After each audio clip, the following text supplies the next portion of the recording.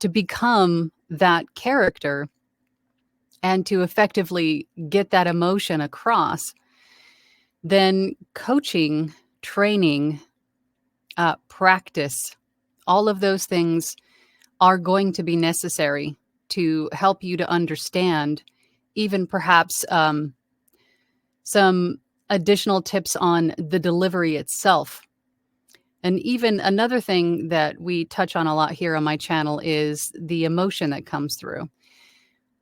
How an emotion, how you perceive an emotion or how you deliver an emotion verbally is how you do it, right? It might not come across the same way to someone else hearing you deliver that emotion.